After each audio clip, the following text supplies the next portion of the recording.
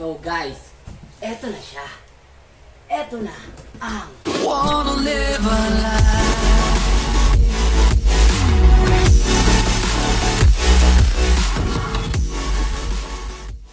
Hi guys, welcome back to my YouTube channel. So eto nga ngayong araw na to hindi ako magtuturo ng kahit ano ngayon. So alam niyo naman dito sa thumbnail, kita niyo naman kung ano yung pag-uusapan natin ngayon. So meron isang package na dumating dito sa bahay, malaki siya. So hindi na ako nagugulat ngayon kasi alam ko na kung ano yung laman. So nakita ko na kasi dun sa box pa lang kung ano yung laman ng package na to. So bali i-review natin and i-unbox natin itong gaming chair na to and kung talagang quality ba siya and sulit ba sa halagang 4,590. And yun, shoutout nga pala sa butihin kong asawa. Yun siya Yun. So meron siyang YouTube channel na Glidel Piano TV and yun nga, regalo niya sa akin tong gaming chair na to na i-unbox natin dahil nanalo siya sa isang laro sa Crypto Slicer. So nag-top 2 siya doon, so medyo may price din yung napanalunan, so okay naman siya. So kaya yun, dahil nga mag-birthday ako ngayong December, so di ko na sasabihin kung kailan yung date at kung ilang taon na rin ako. So ayun, tara samahan niyo ako mag-unbox. So ito na guys yung ating i-unbox ngayon, no? Tayo lang natin, bubuksan muna natin ha. Siya. Maganda talaga to eh. Ang maganda to, galing to sa aking butihing asawa natin. Quality, syempre. Alam mo? Tayo lang natin ha. Baka kasi hindi ako masabi, hindi ako marunong mag-unbox katulad ni Mateo. Oops! Stop lang ha.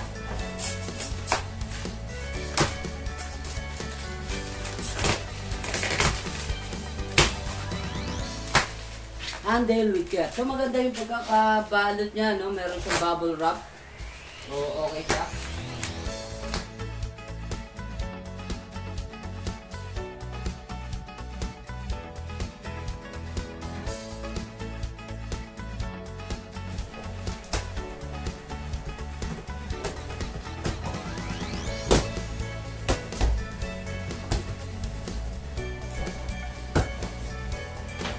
So guys, eto na siya. Eto na ang Taran! Yes! Kailan natin, tapos bubuksan natin. Iisa-isahin natin yun naman kung kompleto ba ang pinadala nila.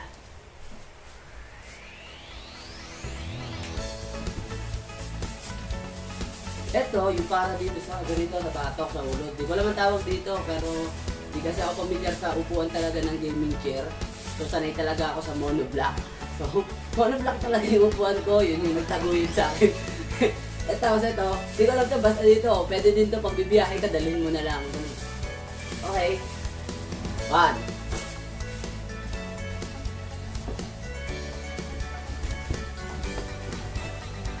Natin is yung armrest.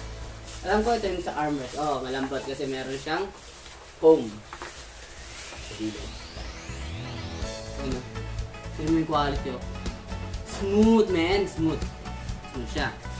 Natin ha. Isa natin.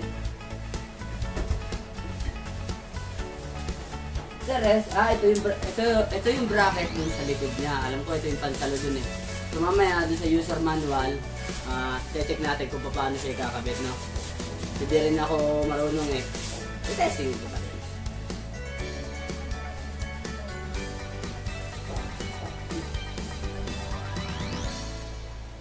Kasi ito pa, hindi ko alam kung ibig sabihin itong letter T na to. Pang-kontra yata ito eh. Ganun no? Pang-kontra. Sa may letter T, pero magagamit yan. Tignan mo lang.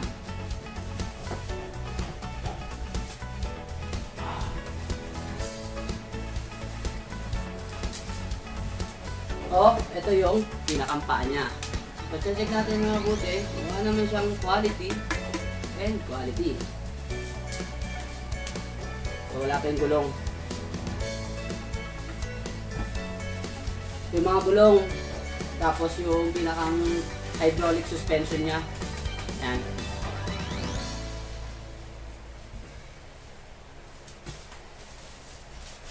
And ito, yung pinakang upuan mismo. Pero yung sandalan niya is nasa likod pa. Nasa bubuksan pa natin. So, ito na siya. So, ito, makikita nyo na kung anong brand niya. Pax. Panther. Sorry naman. So, ito na siya. Panther. Ano? Makaangas, no? Makaangas, bro. Steve. Shoutout doon sa asawa ko. Love you. And last, the user manual. So, ito, mag-aaralan natin kung paano ikabit itong ating gaming chair. So, let's go! So, yun guys, umpisa na natin ikabit yung mga gulong nito. So, paano ikakabit to? Madali lang.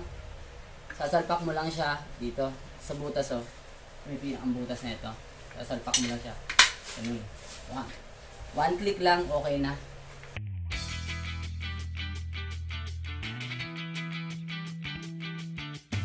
Meron na tayong pinakang gulong, no? Next natin na gagawin is yung pinakang upuan muna. Kakabit natin yung pinakang bracket niya. Ito yung upuan, yung pinakang upuan mo. Tapos, etong bracket na to, sasalpak natin siya dito. Dito. Lagyan natin siya dito. Gamit tayo ng allen. Meron siyang binigay na allen. No? Libre talaga siya. Kasama nito. Ayusin muna natin.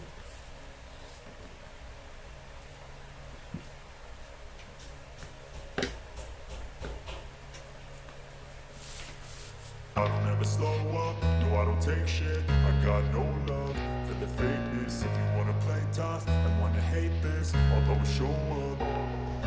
I don't ever slow up, no I don't take shit. I got no love for the fakeness. If you wanna play tough and wanna hate this, I'll always show up and make a statement. I don't ever slow up, no I don't take shit. I got no love for the fakeness. If you wanna play tough and wanna hate this, I'll always show up and make a statement. Everything I do so instinctive and so passionate. Every word I move so descriptive like an adjective. I got a vendetta against people who patented being negative when you should be getting after it. I got facts over tracks, this and that. Spitting slow, spitting fast, I could roast, I could gas. Think I'm okay at last, but I don't know if that can erase all the past. And the pettiness, a reflection of the emptiness. Hilarious, you think you're worth my time, you're delirious. Mysterious.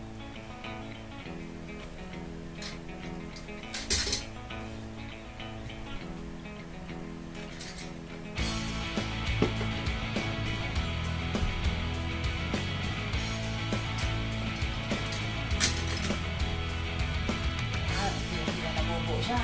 And down. Steve.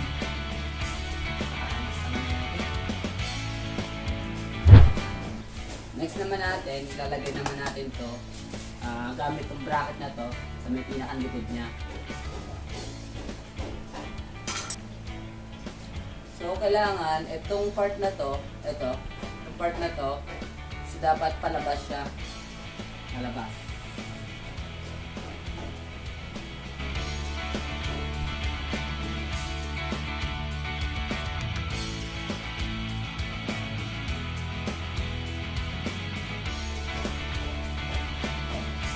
So, ikakabit na natin to, no? Ito nga yung sinasabi ko sa inyo, itong part na to dapat medyo palabas siya.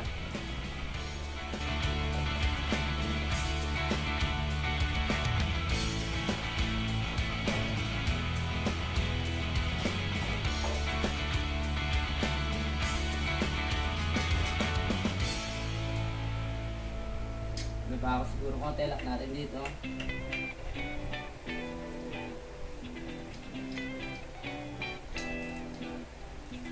Pakatibay ito.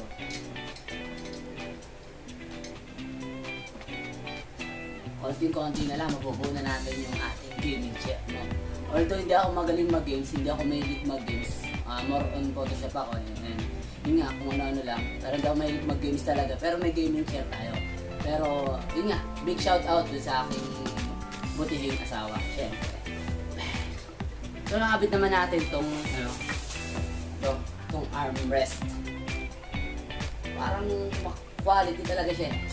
Testingin natin paano talaga to papangit mo. Meron dito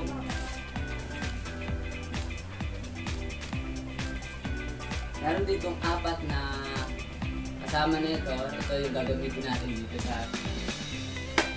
armrest mo.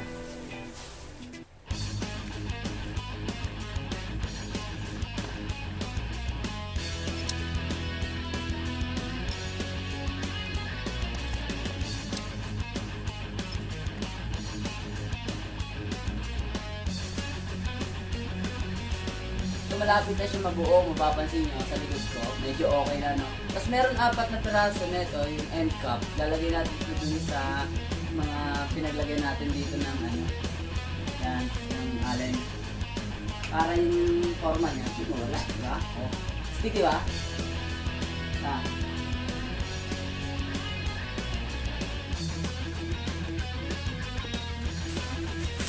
So yan, medyo okay na siya, no? Nagdadagdagan lang natin, yung kulang pa natin dito is yung ilalagay dito sa pinakampong. Sabi ko nga, pag gusto mo mag-travel, dalhin mo na lang, gawin mo unan. Pero syempre, lalagay natin sa ating gaming chair. Syempre naman, para speed. So yun guys, kung papansin nyo, nauupuan ko na siya, and medyo working naman. Tapos ito yung lalagay natin dito sa may batok niya.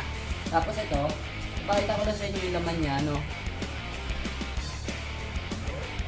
So, ganito lang siya, yung pinaka-foam niya. Pero maganda naman yung ano, pagka bumukhang hindi siya minibis agad.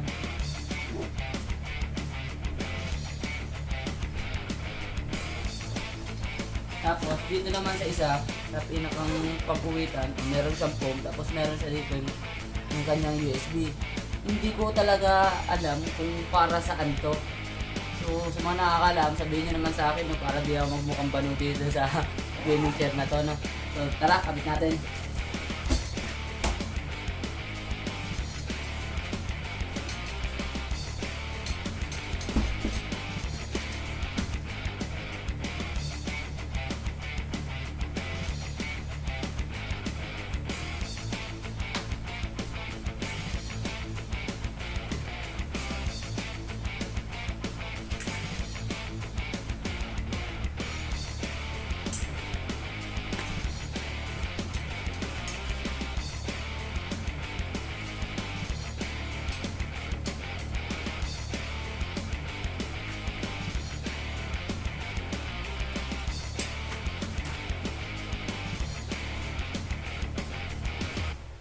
So yun, nakabit na natin yung sa taas at yung dito sa may pinakang ilalim.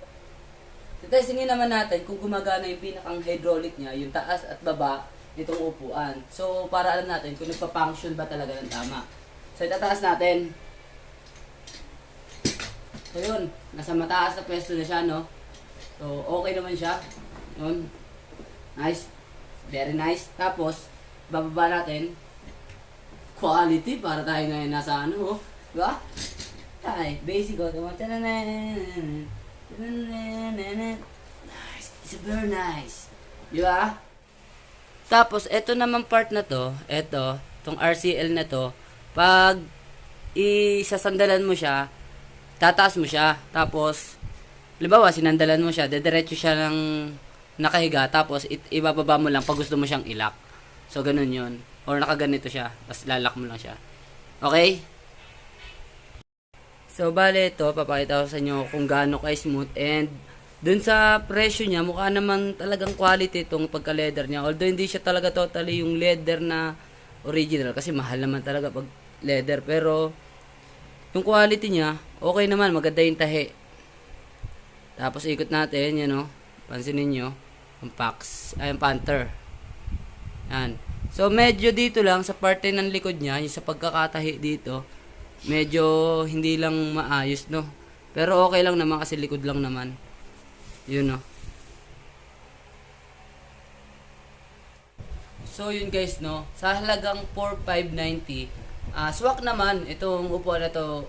Hindi ko alam kung medyo pricey siya or what, o kung mura siya sa quality na ito. Pero okay naman eh. At yung pala na may USB dun sa pinakang ilalim niya sa may puwitan. So yun pala yung pang massage. So maganda din yun na pampatanggal stress din sa balakang natin. So yun guys, no, tapos na natin ma-unbox at ma-set up itong upuan natin, itong mahiwagang upuan natin. So ginagamit ko na siya ngayon, itong gaming chair natin. So working naman siya lahat and hindi siya maalog, hindi siya katulad ng iba na parang sobrang mabuhay or parang andali siyang masira. Okay naman siya kung i-rate ko to, itong upuan na to from 1 to 10, siguro mga 9 siya sa akin. Yung quality niya, dun sa price niya and dun sa brand niya mismo. So hindi natin pwedeng i-compare dun sa ibang upuan kasi hindi ko rin naman testing kasi minsan yung nagagamit na uupuan ko dun sa company namin parang masyadong maganda yon o mas mamahalin yung kaya mas matibay talaga yung ano nun. Pero ito 9 para sa brand niya, okay siya.